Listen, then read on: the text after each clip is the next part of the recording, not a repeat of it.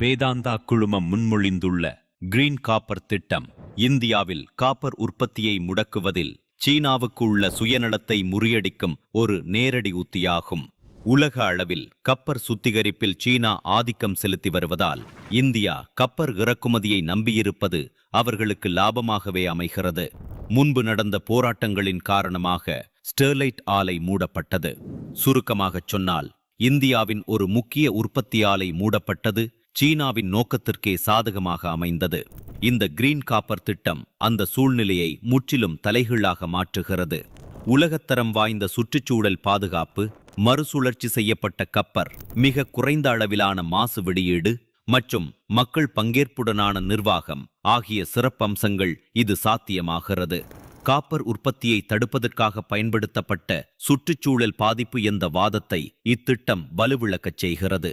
நாட்டின் அத்தியாவசிய விநியோகச் சங்கிலியை பாதுகாக்கவும் இது உதவுகிறது.